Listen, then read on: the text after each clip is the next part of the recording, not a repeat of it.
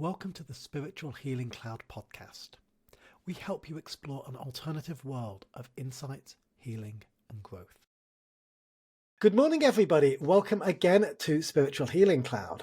I have today with me Jessica Sawyer. Jessica has got an absolutely diverse portfolio of skills and experiences, very much based around working with women, helping women, empowering, inspiring women, and she's got a lot to say today. So I've actually met Jessica and we went for a walk a couple of weeks ago. There was a lot of information which was absolute gold at the time, but there was one thing which really stood out for me. So just before I introduce Jessica, let me just share the one takeaway which I got from her. And we were walking along the canal and Jessica was sharing with me her journey, how she developed herself spiritually, all these incredible places around the world she'd been to, these amazing travels, these amazing opportunities. And I said to Jessica, did you do that with anybody? And she said to me, no.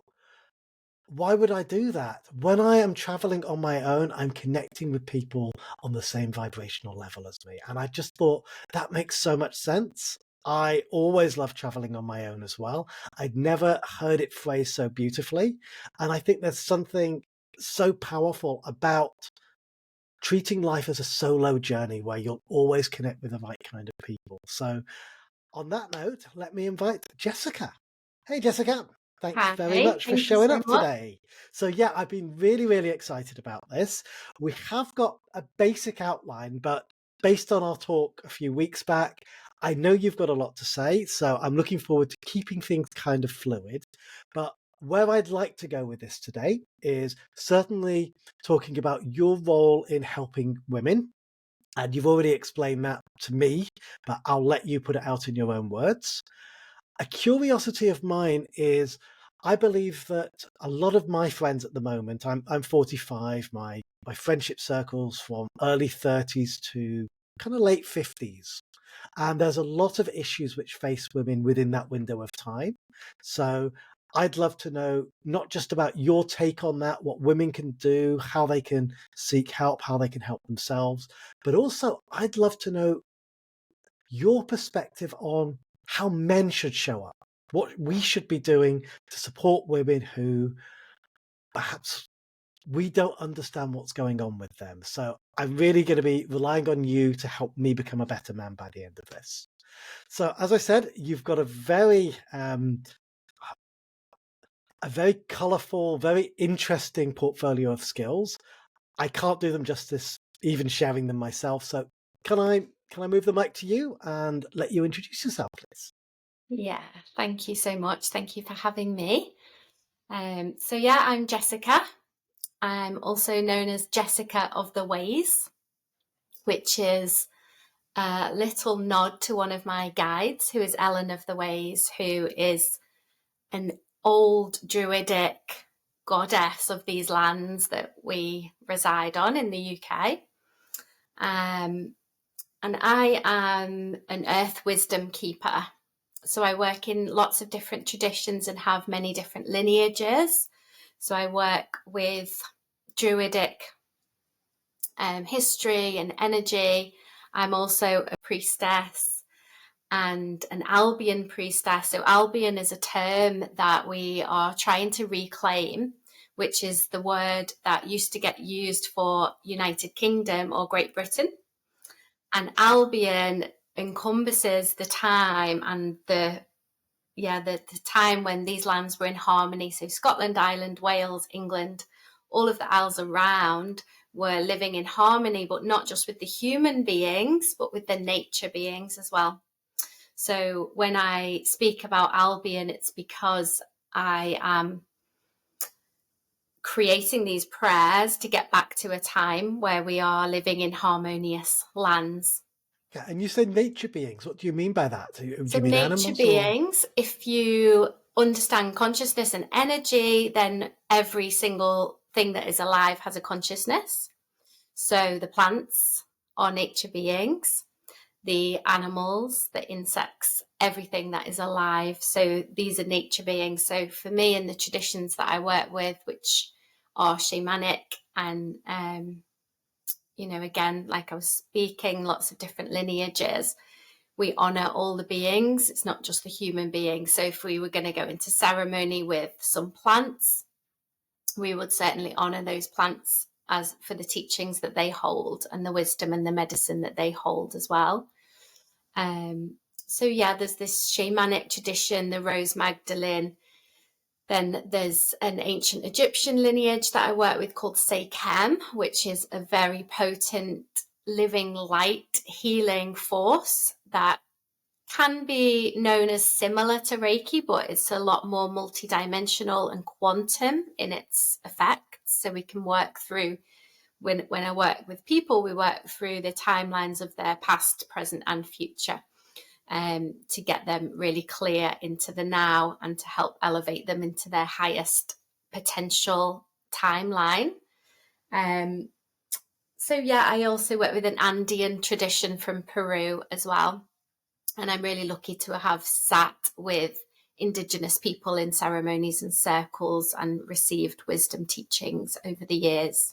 That was something which really impressed me about you, the places you've traveled to. So you just give me a quick overview of the places you've been to, traveled, and studied at. Yeah, well, for me, and it's only in later years that the pieces are getting put together of the puzzle, but I've always had this fascination with ancient history. That's what I studied for my degree, was ancient Greek history. So I've been to a lot of the ancient Greek sites and ancient Roman, ancient and Italian sites. And then I went on my first travels on my own when I was 26, and I went to Cambodia, and again went to so many sites. While other people were out drinking, I was there spending the money on a private tour guide to go and get as much knowledge and information from these amazing sites. And then in Australia, I did similar things, going to very potent mountains and nature sites, still not really being on my spiritual path. So really not understanding why I had this urge or drive to go. And then after that, things did, because at some point along this time of my life, I started my Reiki journey and learning about energy, which is, I'm an energy master teacher. And so now it all makes sense. From that point on, it became a bit more focused. So I went to Peru, to lots of Incan sites and Aztec sites in Mexico, Mayan sites in Mexico, Guatemala. Spent over like a year and a half traveling to as many of those sites as I could. And then since then, I've done a lot in England, Scotland, Ireland, and Wales. And ultimately, what I understand that I do now is when I go to these sacred sites, it's almost like an invisible web that I'm weaving between these sacred sites. And when we understand energy and what we call ley lines, so ley lines are the energetic pathways. So for you, Martin, with your work with hypnosis, you probably understand about the meridian system. So the meridian is our internal pathways, our internal energy highways that energy moves through, that anyone that does alternative therapy will understand, because you have to know about them to do massage, acupuncture, acupressure, Reiki, any of these, you have to have a basic understanding. So the earth itself has energy pathways, and these are the ley lines. And just like the chakras that, again, most people understand and know about now, that we have 7 main chakras that run along the body, and we have chakras in the world as well. And where these 2 energy lines cross is they're like vortexes or nodal points where the energy is strong. And this is where the sacred sites are placed across the planet. So for thousands of years, people knew about these energy. For however they knew, we don't know. And this is why it's so fascinating to me. But they knew there was strong energy in these points, and that's where they built the temples, or, where the Druids had temples and now the churches are. Yeah, so there's just, I get all bubbly and excited when I speak about this because it's just so, I'm noticing that. yeah, it's so I want to say thank you so much. exciting. I would have absolutely barbarized any kind of introduction. You did that so much better than I could possibly have done. Um, there's a hell of a lot there already to unpack. But I want to go back to your spirit guide, the ways. Okay. My original thought, you said people call me the lady of ways, and I'm thinking, are you just driving around using GPS, getting to all these places? But obviously it's not. Okay. So you're speaking very confidently about having a spirit guide called Ways. Has Ways always been with you? How do you communicate with this spirit So guide? she's called Ellen of the Ways, Okay. and she's an ancient goddess of these lands. She's often displayed with deer antlers, and she was the guide and guardian of the ways, as in the roads, what have now become the Are we roads for the talking Ways, road. Ways? Okay, thank you. Yeah, so she, before we had the Romans come and do the roads, we'd have these pathways, and the guardian of the pathways was Ellen. And obviously now they've been turned into roads and things like that. And so I am receiving this name, Jessica of the Ways, because part of my gifts and medicine is to help clear the ways for people so that they can walk really with clarity and harmony and grace on their own path. So how did you get to learn about Ellen of the Ways? Well, I can't remember where she first came to me, in a sense of mind, like intellectually, but in terms of as a spirit guide, it was when I was doing deep work with the Rose Magdalene path, and we received a guide for our womb space.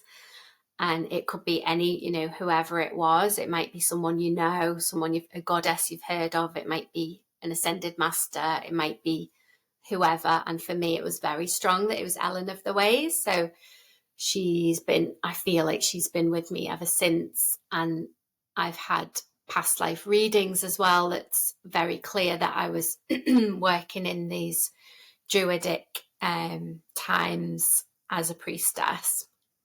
And with Ellen being so of those times as well, it feels, there's just a Another beautiful. thing I took from you, I think this was our first phone call actually, and you were talking about women's roles in these tribes and how they would go to the red tent and things like that. I think that would be worth sharing if that's okay. Yeah. So a huge part of my spiritual path and my teachings for the past 13 years has been about the menstrual cycle and women's cycles. So when I say the menstrual cycle, I mean the whole of the women's cycle, from the menarche, so menarche being the first bleed, all the way up to menopause. And learning about this blew my mind. I think I was 26, 27, and I just felt quite sad that it had taken me that long to learn and understand what this was. And have found it such a huge piece to share with people, with lots of women, but also with men. And that's why I loved sharing it with you, Martin, because the response from men is, well, we need to know this as well, because we can't understand women unless we know this. So obviously it's integral women understand this because it's their own body. But then if we're going to live collectively, together as a species, then we need men to understand and honor this too. So the most basic, quickest way I can explain it is for a woman's cycle. And this is if you're naturally working with your hormones. So when you take chemicals such as the pill, contraception, it can change. But if you're not, then we have about a 28-day cycle. That can be split into 4 weeks. The first week is your spring energy. So it's when you're coming up to ovulation. It's where you've got this fresh energy. You're vitality is strong and you're coming out of your winter. So then you come into summer, there's ovulation in between. You're coming into summer, it's a great time to socialize, to be out there in the world. Then we come into autumn. So this is where women can experience PMT.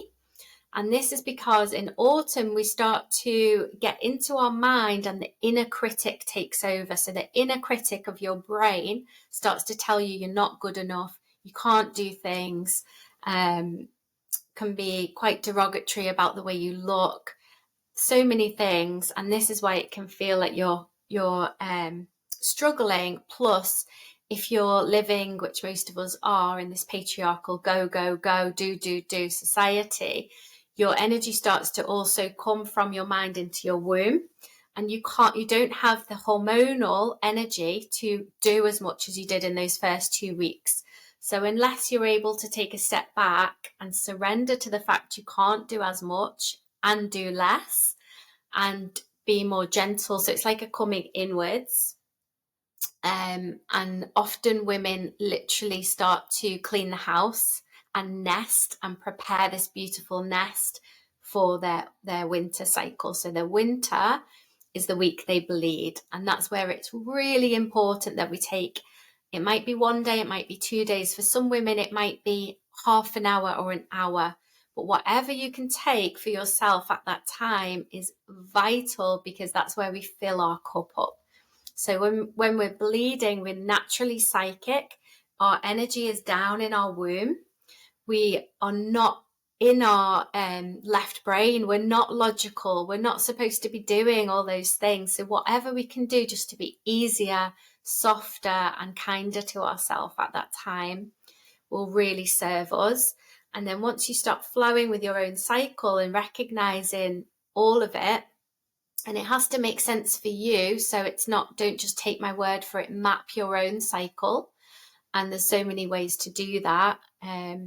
Jessica, I remember you were talking about the red tent. Yeah, so when you do, I'll come to that. So when you do map your own cycle, you also recognize that you're a cyclical being, and that cycle is overlaid by, especially in our northern hemisphere, we have the 4 seasons. So they both come together and merge into this beautiful map for a woman and a woman's body. And how the red tent comes into it is when we lived in tribal days, we would have a tent called the red tent where the women would retire to when they got their bleed. And because we lived in tribe, it used to happen about the same time, usually new moon or full moon. And the women would take 2 or 3 days just to rest, to be together, to sing together, and to dream together, which is really important, because that with this psychic energy, the dreams would also sync up, and then they'd come out. And because the masculine honored the feminine at that time, the masculine would ask the women what they experienced, what they dreamed, what they foresaw for the community, for the tribe, for the next cycle. And the women would be able to share that knowledge. I feel that that's been completely lost in current society nowadays. What are the type of clients you typically work with? How valuable is it for women to know about these type of things?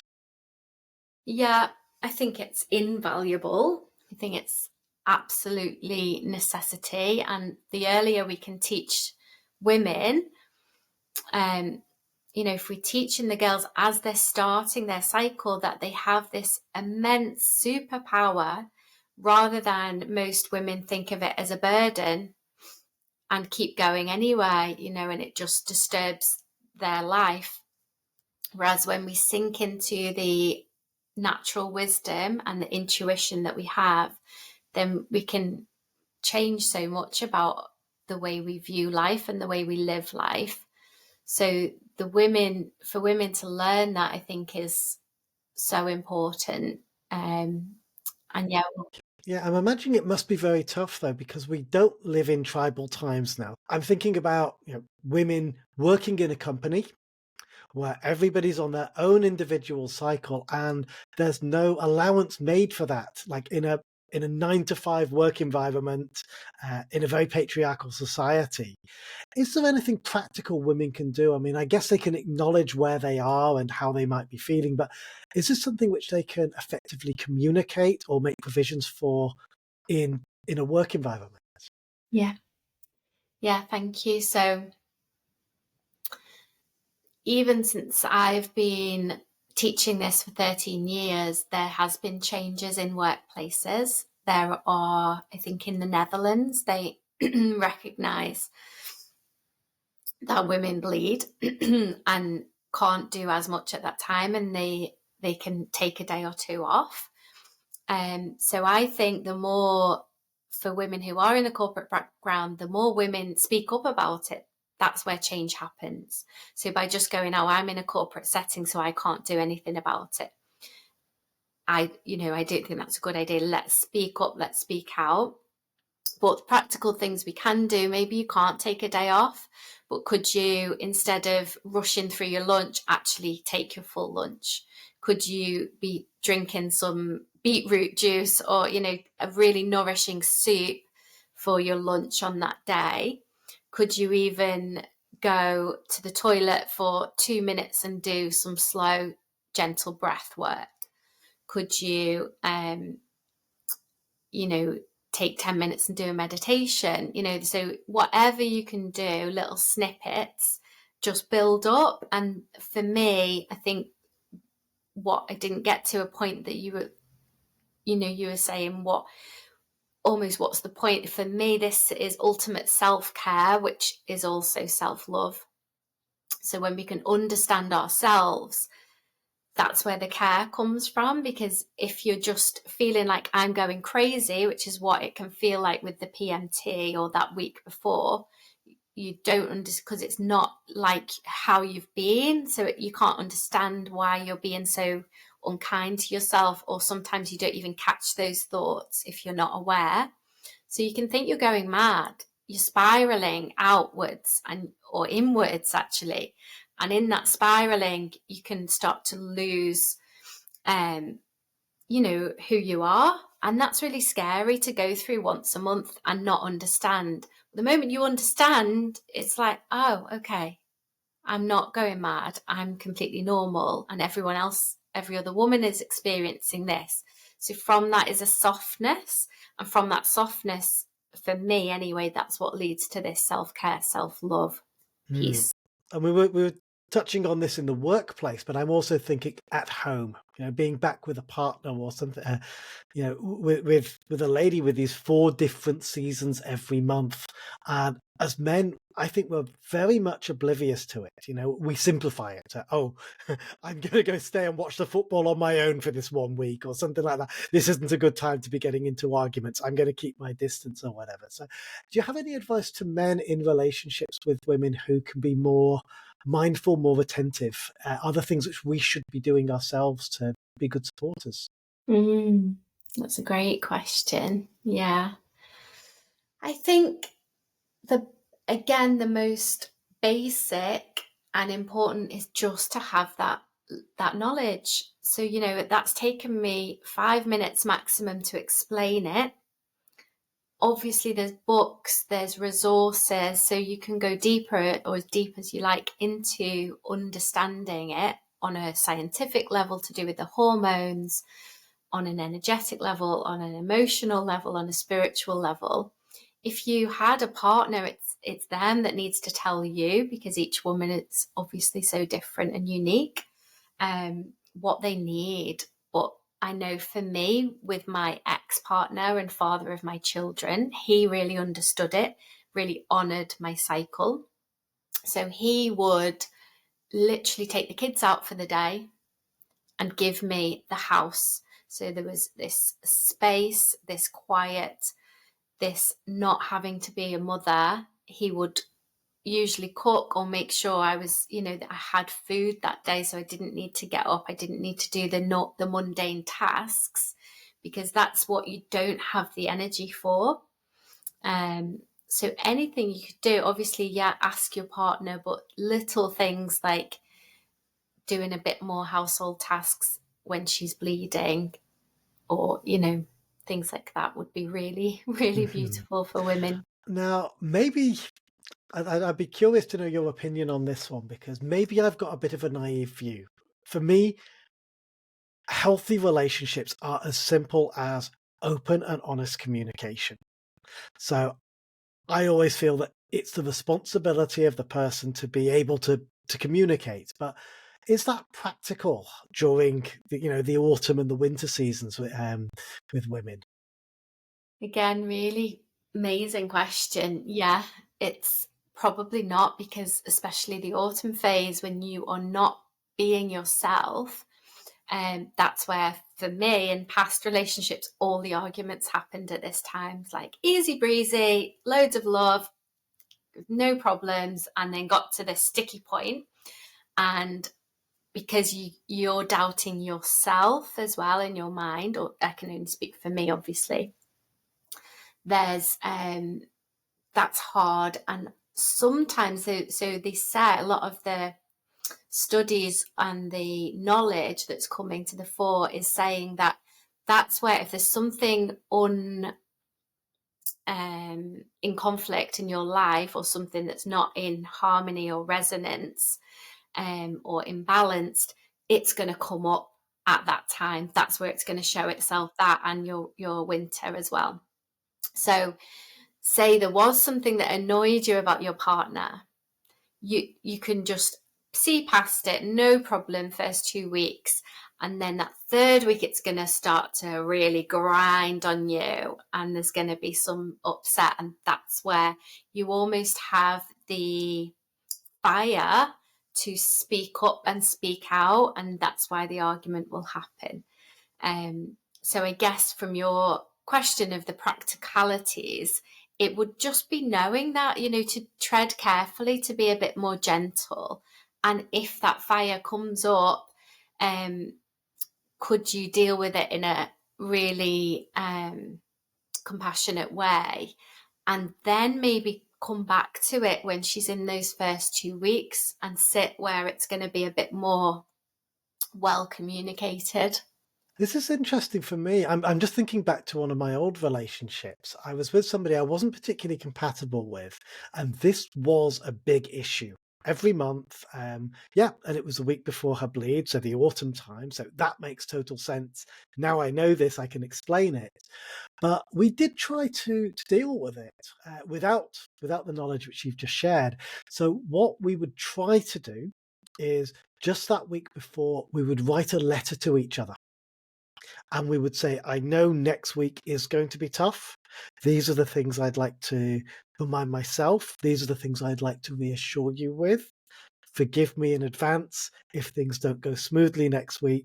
But now, before we go into that, I do want to let you know that I'm committed to you, etc., etc. And I think that worked for a couple of months. And unfortunately, it took a bit of commitment. It faded away, and I missed that. I felt that that was quite a valuable thing, and I think maybe with the right partner, um, that could be something which could work.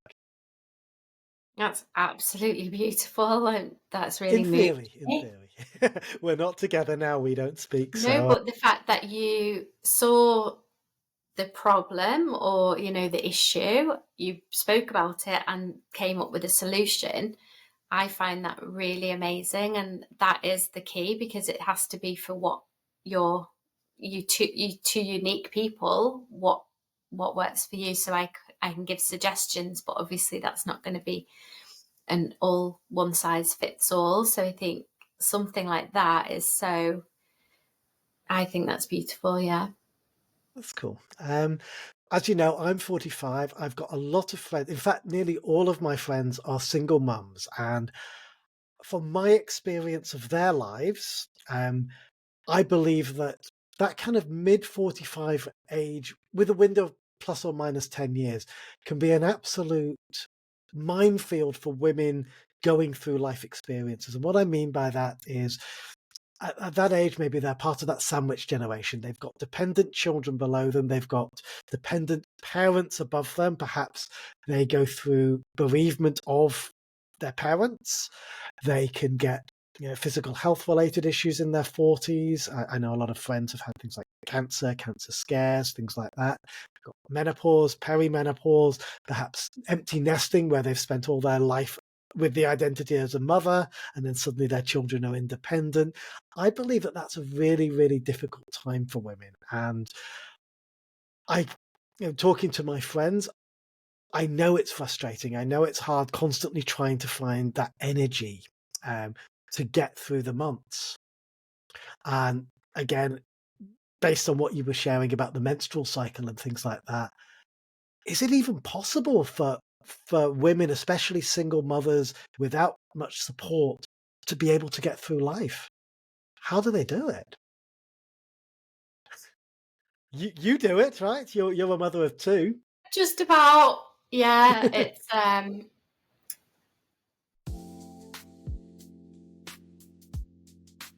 Spiritual Healing Cloud is proudly sponsored by my own business, Guided Healing. Join me for profound unscripted hypnosis sessions to explore past lives, connect with your higher self, gain insights and experience physical and emotional healing. Learn more at guidedhealing.ltd. I mean, I'm definitely not sexist because I absolutely love men, because we need us all, and we need us all, showing up and trying to be the best version of ourselves, with the compassion that we're not going to be, or at least not every day. But yeah, I am a single mom. My kids are 6 and 8, so still quite young. I'm lucky in that I'm a co-parent, and my co-parent is a really amazing dad and loves his kids so much. And we are in a really beautiful place. It's taken us nearly 3 years to get here, of big wobbles and struggles, but we've got into a really nice place where we are really honouring each other and recognizing how important our connection is to the overall wealth and health of the family. So we are trying to do this as consciously as possible.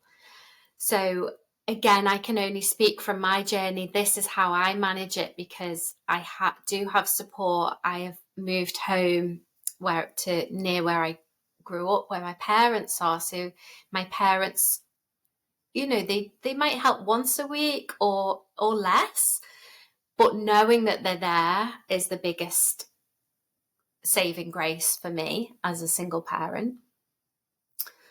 I feel very blessed that I had done so much self-inquiry, so much healing, so much clearing out of old debris and old beliefs that weren't serving me before I got to become a parent. So I feel like I haven't taken in the amount of stuff that a lot of people might have done who haven't been on a spiritual path or healing journey.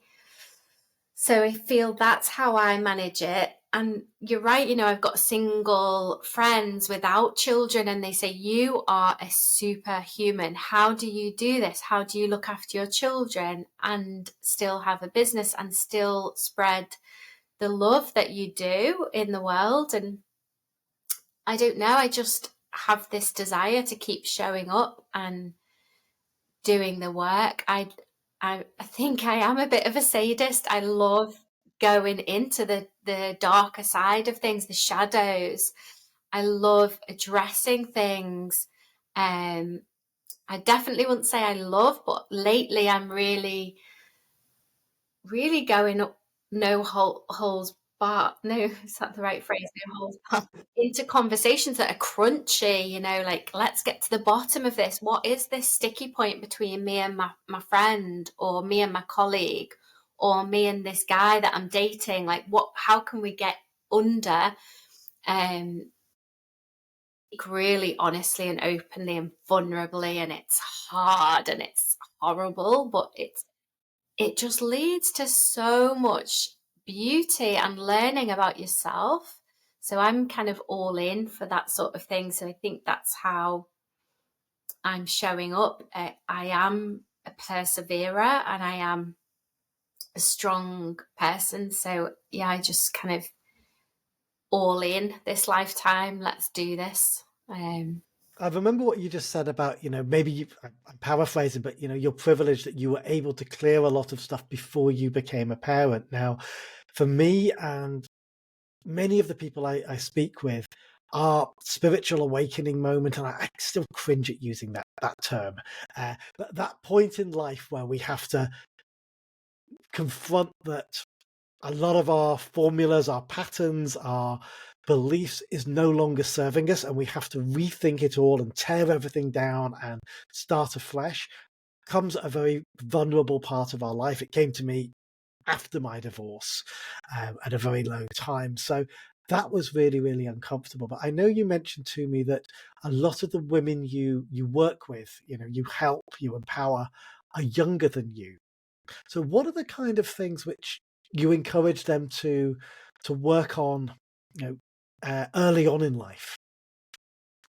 Yeah. So, I mean, I work with women any age actually, but I'm 42 and it does tend to be women from about 30 to 50. Why do you think that age is significant? I think it's so when we talk about this cyclical living, just to come back to that again, we have those phases. So the spring, the summer, the autumn, the winter. There's archetypes that go with these. And again, this is generalizing, but the archetypes are that spring is the maiden energy. It's that young girl. The summer is the mother. The autumn is the enchantress or the wild woman. And the winter, when we bleed, is the crone or the wise woman. So when we're in, like, say, teenage to 30, that's the maiden. It's fun, it's frolicking, it's not much responsibility. And obviously, massive generalization, there'll be women who are mothers at that stage. But in that general sense, it's freedom, it's what society loves. Women are allowed to be maidens and mothers. The rest, the wild woman, do not go there. That is scary to a patriarchal society. It's not only scary, but it's damaging, and it's how it gets brought down, as well as the crone, the wise woman, the grandmother. Who cares about the grandmothers in our society? I The don't I patriarchy don't want to put doesn't. words in your mouth. When you say the wild woman is, the bane of patriarchal society, could you give me some examples? How does that manifest in behaviors? So again, it's that speaking your truth from that fire, Right. because that's where you won't put up with the bullshit. Excuse my French. It's like everything's coming up and it's just going to get said like it is. And that's the same in this grandmother energy or crone energy. If you think of grandmothers or women who are later on in life, they've got all this experience, all this knowledge, yet they know they don't have much time left. So they're not going to mince their words. They're not going to, they're going to say it how it is.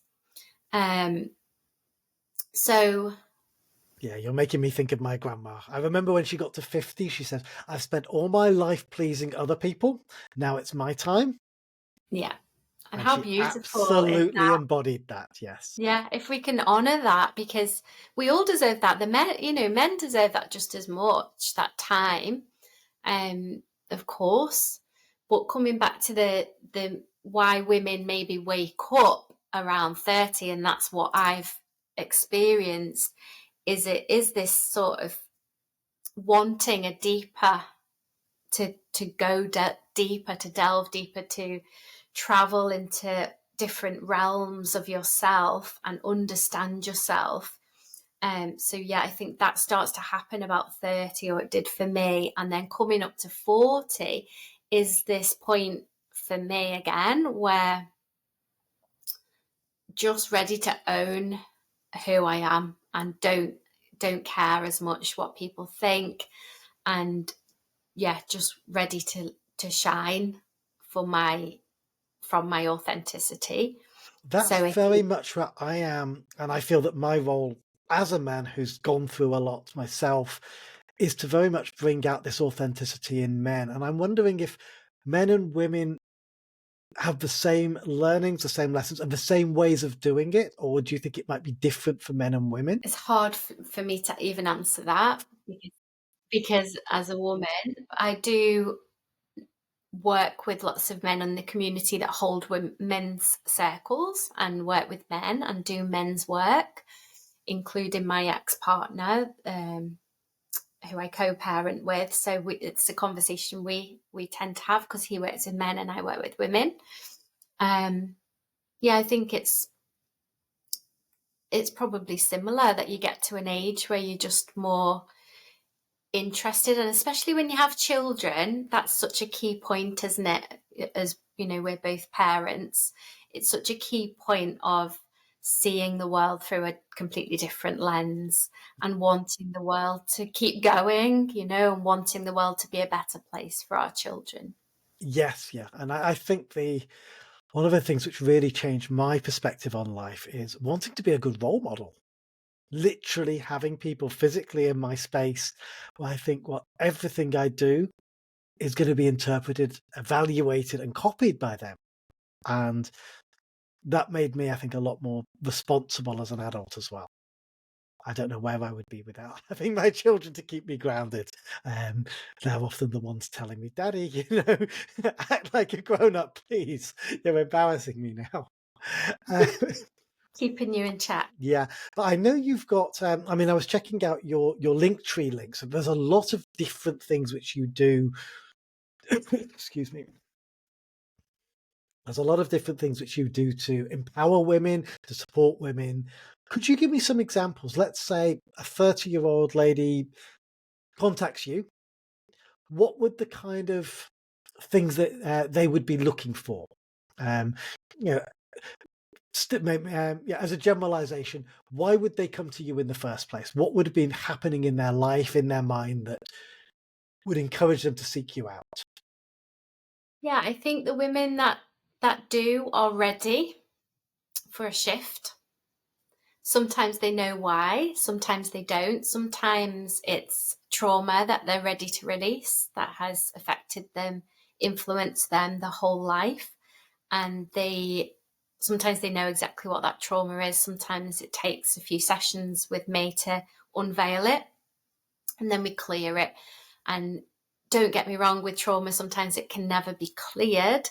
But what we can do is clear the resonant emotional energy that is around that trauma, so that it doesn't then impact us on our daily lives again. So I use a technique called EFT, emotional freedom technique, where you tap on the end points of the meridian and we shift energy. And that's a beautiful and very easy technique that I think is so powerful for everyone to learn, actually, because we can come into this self-parenting and come into this self-responsibility when we know things like this, tools like this. And it works on all levels: emotional, spiritual, mental, physical. And it's And efficient, isn't it? It's something which it's can just really be done efficient. in a And few minutes.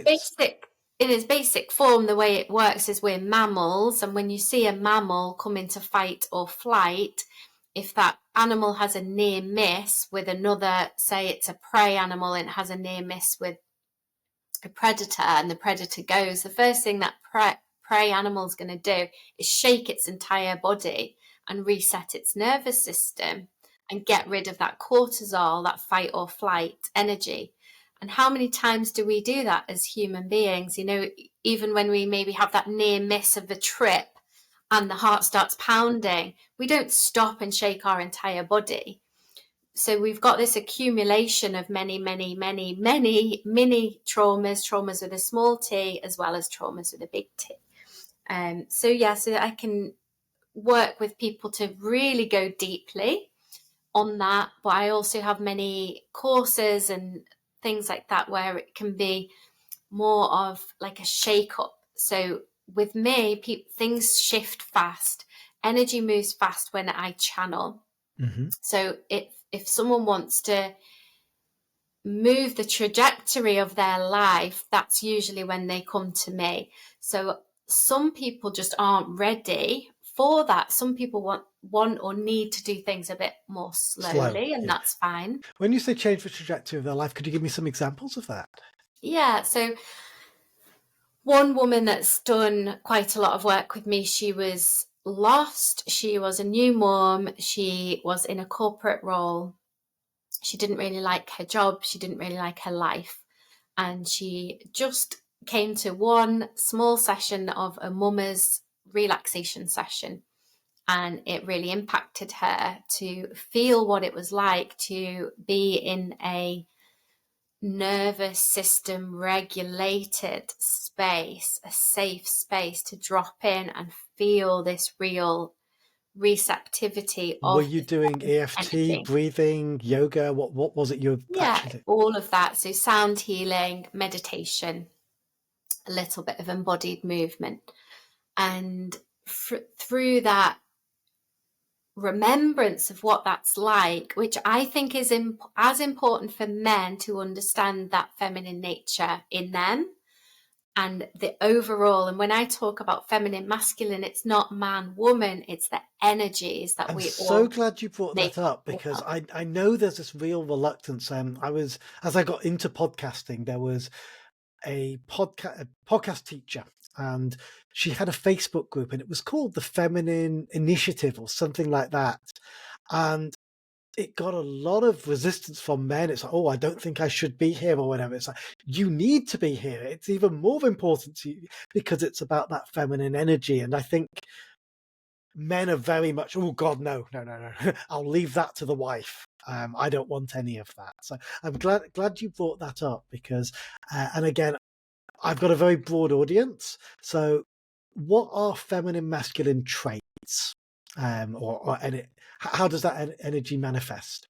Yeah, so the overarching energies, if you think of it, there's these polar opposites, isn't there? There's two make a third.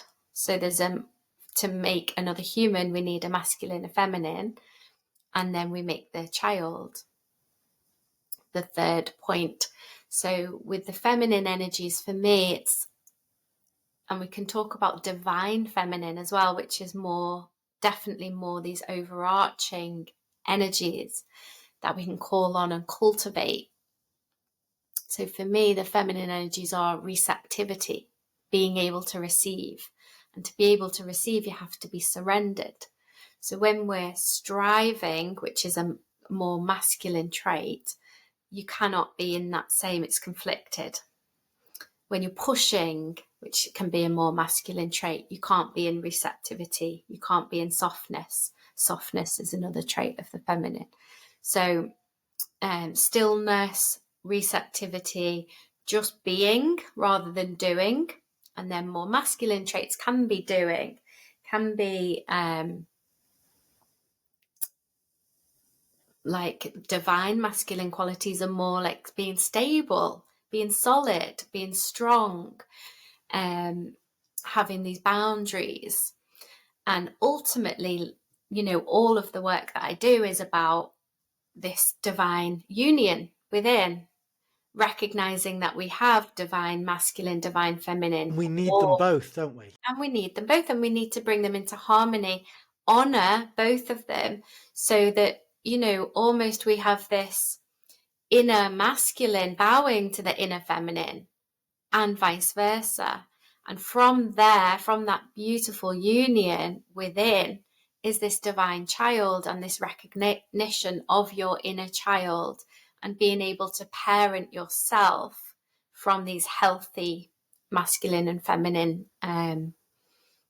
archetypes that you've cultivated and honored, and also to call them in. So, for example, when I if I was bleeding and I find it hard to be in that left brain masculine driven because I'm there in that feminine creativity of the right brain and my womb. But I need to go and drive somewhere. I need to utilize that left brain.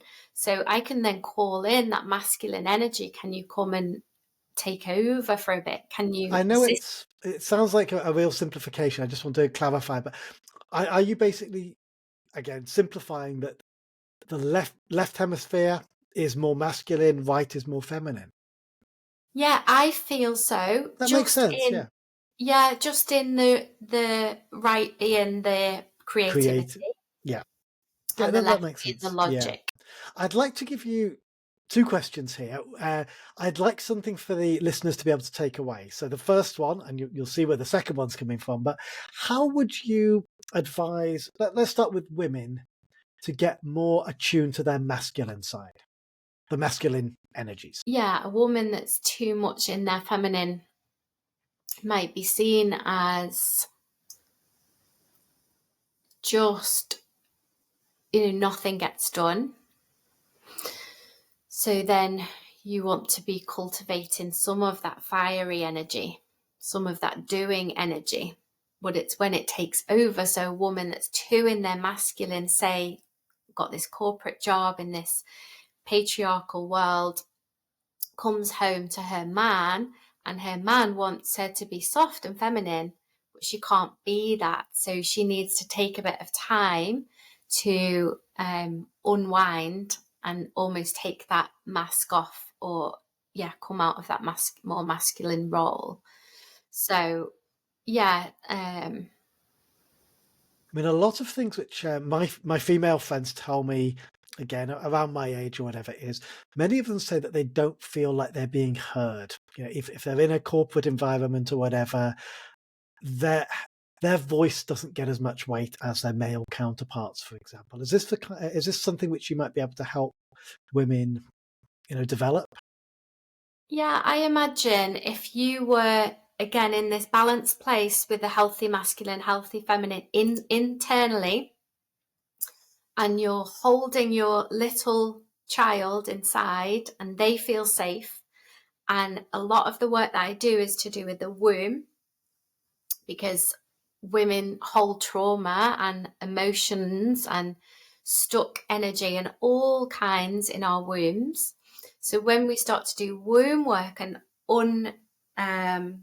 unfurl the tendrils and the pains that we have here and release, remembering that we also hold trauma from, in an epigenetic term way, from our ancestry, especially maternal. So Sure. the mitochondria DNA is our maternal line DNA. So we can be holding trauma in our womb from our grandmothers, our great grandmothers. So it's, again, I would say imperative that women do this work on their womb. And when your womb starts to become more clear and more free, then the interconnection between your voice, your throat, and your womb. So when we look at the pictures of the vocal cords and different parts of our womb, so the cervix and the different parts, you can see these completely different the complete same map. And it's the way, when we're in utero, the way we just separate the cells, and that's how they look completely the same. So when we look at them being the same, it's because they are interconnected, and this interconnected nature shows up from the womb being clear. The voice is going to come clear, the way we project, the way we ask for what we want, which is a huge thing for women that I found, is we cannot find the voice to ask for what we want. So if we've got a clearer womb, I believe we're going to have a clearer throat chakra. We're going to be able to speak out for what we want. And as women, especially mothers, this, like we said, the maid and the mother are celebrated in our society. That's fine to be a mother, but only a mother if you're martyr. If you're being a martyr, if you're putting others first, that's great. You do that because that really helps the patriarchal society get by. But the moment you're a mother who puts yourself first, knowing that you need to have your cup full, otherwise, what's the quality of that love you're giving to your children, to your family? So If many you're, things going through my head at the moment. I do quite a lot of regression work with my clients, and one of the common themes with a lot of women is always related to the throat chakra. And a lot of past life regressions, whether real, metaphorical, um, or whatever it might be, there's always a lot of women who go through experience of being burnt as witches, being spinsters in their old life. And the common theme is always find your voice in this current life.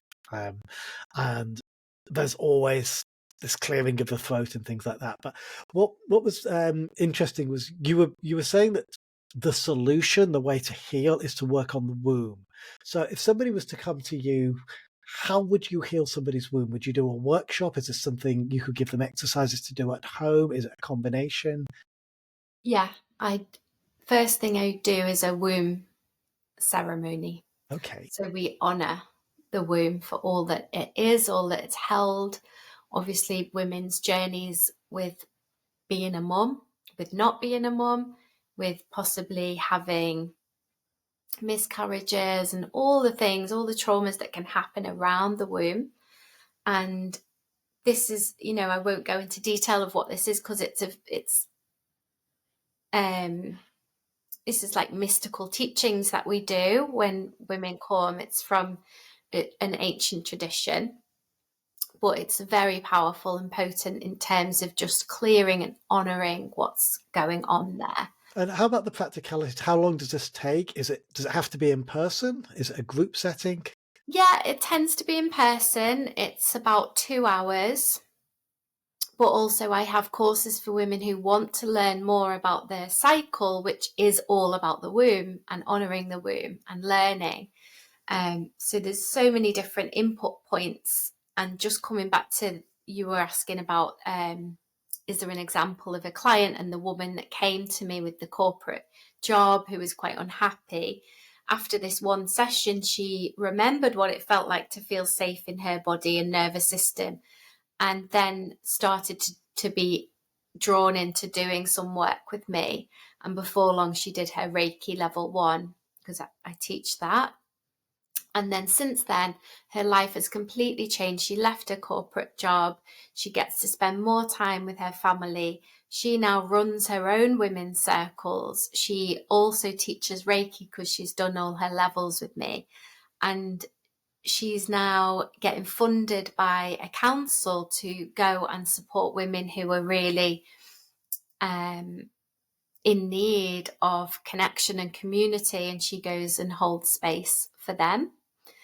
It And sounds like she's got that balance then with that masculine energy of getting things done, exactly, yeah. but And within a balance of, yeah. she's been in a 3-year container with me, along with many other women, and who I've seen each one of them rise to their fullest expression. And it's the biggest blessing and gift for me as a teacher and a mentor to see that.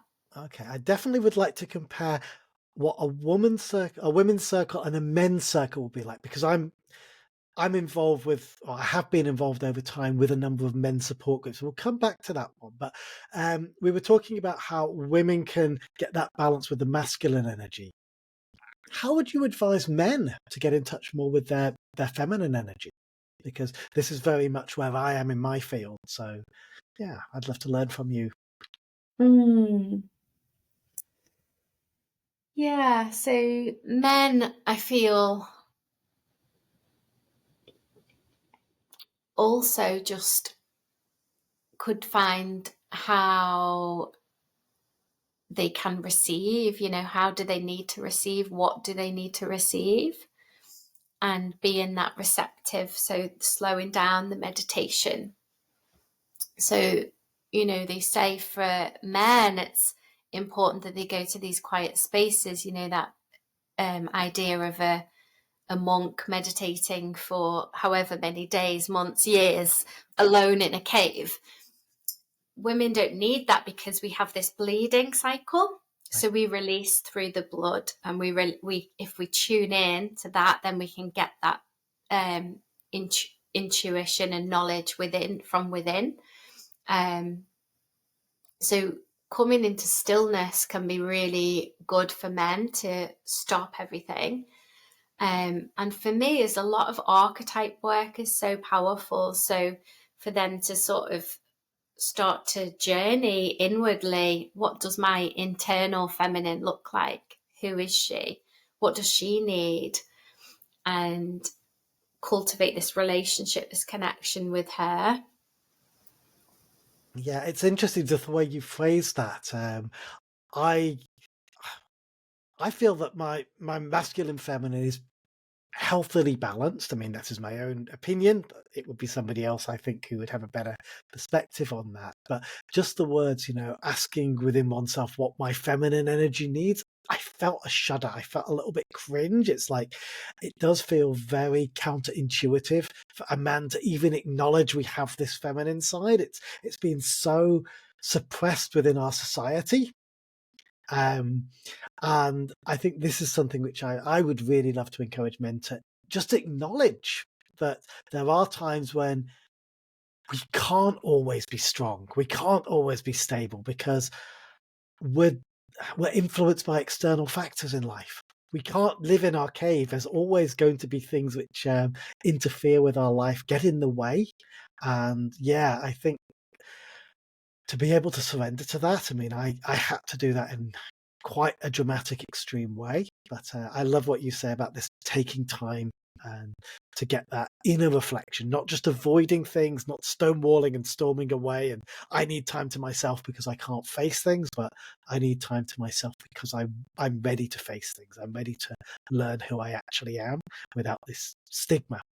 Yeah, and the vulnerability, that softness. That softness is such an important part of the femininity, and can we be soft and kind to ourselves? And what is huge, and I think we even talked about that keeps coming through, although the majority of my clients have been women in the past, I'm really opening the doors and my heart and my work to men, because I know there's a lot of men that I can assist. And one huge part of my code, if you will, that I bring through is this divine mother energy. And it's, again, things that I teach and pass on and share and bring through or channel are not me. I've spent the time becoming a clear enough vessel, channel, to let these higher energies come through. And what does want to come through is this divine mother energy, which is this, ultimate unconditional love, this love that loves us in every facet of our being, in every moment, no matter what we say, what we do. It's holding us and loving us. And it's almost like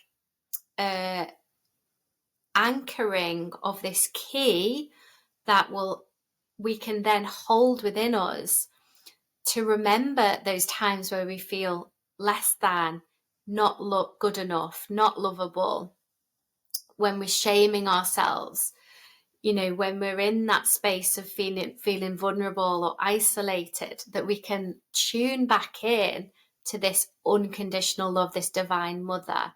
So yeah, I just really wanted to bring that through, because that is such an important point for me in how I show up in the world. Yeah.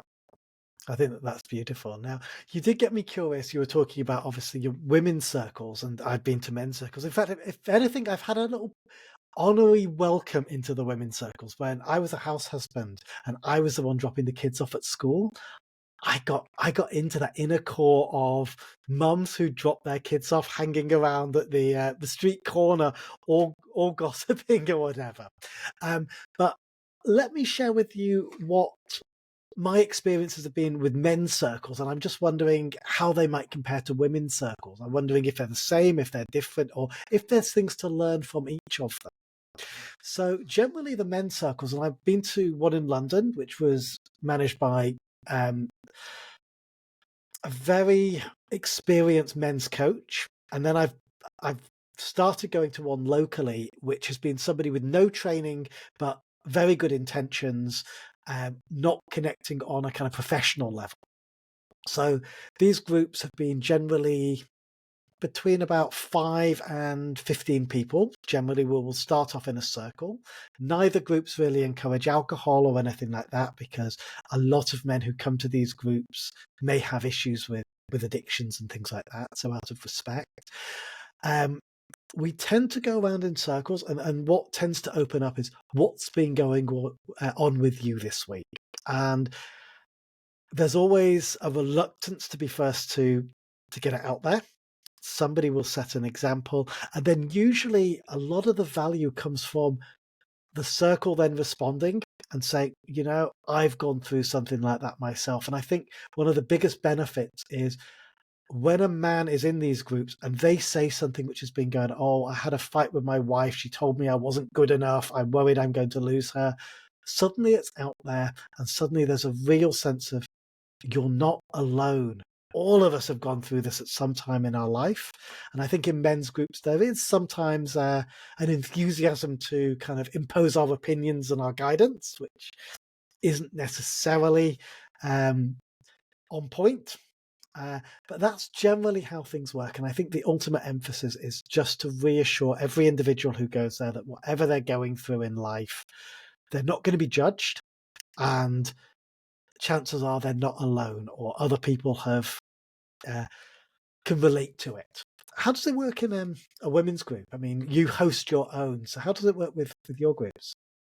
Yeah, so I've been lucky enough to hold space for women in this way for 13 years now. And the beauty and the medicine is in just what you said, that reflection, that mirror. Whoa, I've been through that too. I'm not the only one. And recognizing that we're all ultimately the same, in that we've all got our pain. We're all humans, right? We're all humans, and we're all interconnected through that. And often someone might turn up who has this amazing job on the offset, looks, everything's together, they're driving the best car, they live in this house, all of that. And then you judge them, and then they come and they share, and you like, oh yeah, they're just human like me. It's leveling, isn't it? It puts Yeah, everybody and at then the there's same. also people that will share in a circle. I'm feeling really great this week, but the person that's just shared before me is having such a hard time that I find it hard to now say that I'm great. This issue sometimes, yeah. And that is part of the circle, because this is part of life. The circle is a reflection of life. It's a reflection of the world. What I will say is the imposing, the guidance, we don't have that in our women's circle. That is one of the main things, that we do not interject. When somebody is talking, we use a talking stick, and they are speaking their truth from their heart. So the idea is every mask has been taken off, every layer has been taken off, and we're speaking from the heart's wisdom, from the heart's vulnerability and tenderness. And from that space to be witnessed, all the people who are witnessing are practicing listening from presence. And that is hard in our society. We're not used to doing that. So people are waiting for their turn and going, I don't know what I'm going to share. I don't know. Oh my God. Or that, the person speaking, oh, that happened to my auntie. And then they start thinking, and going on a spiral down about their auntie. Yeah. They're not present. And it's So me, yeah.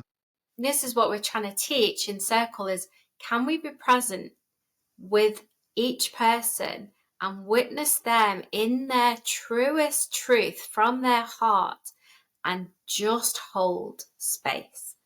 And that is the medicine, because when you are witnessed by people who are present, your stuff that you're bringing up is shifted anyway. It's shifted by being witnessed by that presence, and you, from being witnessed and from you feeling this attention, that is present, you come up with your own solutions. So you don't need the other people's input, because you have been witnessed by this presence in your truth, in your rawness, and that alone will reveal the next steps for you anyway. And this is really hard because women are often crying, and every woman in that room wants to go and hold her and go, oh my God, it's okay, or oh, bless you, or hold her or touch her. And it's not allowed. We do not allow it in the circle. For me, I do not allow that. You don't go near that woman. You let her be in that process, because we can be trying to fix and stop that process from completing. And if that process is completed, that's when the energy shifts anyway. The emotion, energy in motion, will shift naturally when it's had its chance to come out. So then it'll, at the end, there's always space. If then you want to, when we've closed down the circle, if then you want to go and say, oh, that touched me so much, that happened to me, that's beautiful, but not in the circle. Yeah, and it was interesting. And again, this is bringing up the concept of holding space, because certainly it was something I've had to learn. It wasn't something which came naturally to me. I want to jump in. I want to fix it. My life is problem, solution, done. Okay. And I don't know. I always gave women the credit to just naturally being able to do that. So that was interesting for me, that it's something which people still need to be taught. It doesn't come naturally. And I wonder if that's a societal thing now. The patriarchy doesn't allow for holding space in some respects as well. So I think that's really, really valuable. And I'm wondering, I'm trying to think back, like, how does somebody hold space? I think, first of all, there is a case of shut up, um, focus and things like that. But this is something which you're doing a lot more than me. How would you encourage somebody who comes to a group for the first time, who's got no idea what the concept of holding space is? How would you bring it out of them? So, like you said, it doesn't come naturally for you. For me, it does, and it always has done. And I am a natural space holder, and I also pride myself on holding an impeccable space that is safe in every level. And I also teach other women and people how to be space holders. If someone's coming to my circle for the first time, they do not have to hold space. That's the whole point, is that I am holding that space so that they can drop everything and be in that mess if they need to be. They can scream if they need to be. They can be joyously happy if they need to be. They can be whatever they need to be whilst the space is held. Knowing that when I'm holding space, I have called in the elementals and the beings that I work with to overlight, and actually they're holding the space, not me. And this is how all the indigenous, if you go to a ceremony, say with plants or any ceremony, they call in the directions. They anchor the directions, the north, the south, the east, and the west, to create a container. They call in the elements, the earth, the fire, the air, the water, to create the container, to recognize the interconnectedness and the overarching energies that are at play in every moment anyway. But by calling it in, what it does is it creates an energetic container. So that's the importance. The element of how a woman might learn to listen, that's a journey. Everyone's on their own stages of that. Some people might have never meditated, so that's really hard for them. But to acknowledge at the beginning, it might be that you are in your head the whole time, or you're so scared that all you can think about is what you're going to share. Then at least if I acknowledge that for them at the beginning, then they're like, oh yeah, that's happening to me. That thing she said that might happen is happening to me. So at least they know that that's a thing. Yeah. Yeah, no, this is absolutely fantastic. I'm recognizing the time. You're the kind of person I feel that I could listen to for absolute hours.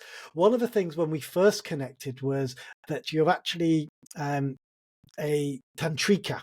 You teach tantra, and we won't have time to cover that today, but there's so many more things I would love to talk with you about. But let's start to wrap things up if that's okay with you. So I know that whilst you're holding physical, in-person women's groups or whatever, and you're in the northwest of England, you can also support a lot of the listeners worldwide online. Could you just tell us a little bit more about that? And what I'll do is when this goes out, I'll put your contact details if anybody would like to contact you directly. But what can you do for everybody, men Thank and you. women?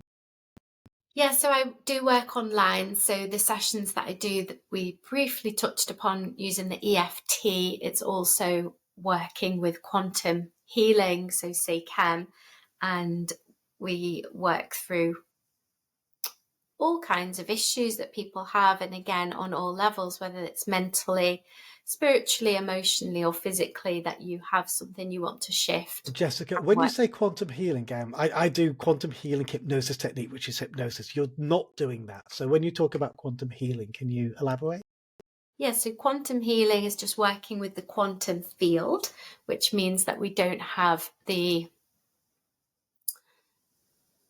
blockages, more like the resistance of the physical. Great. So it doesn't have to just be what we can see and touch. We can start to move into an energetic realm. And that means that we defy time and space. So we can work, say, I work with a lot of people's ancestral patterns, and we can start to clear things through that. We can also work with things like past lives as well. So that's how I work online. I also got many courses and things like that online that people can take, and loads of free resources on Are these my courses self-study?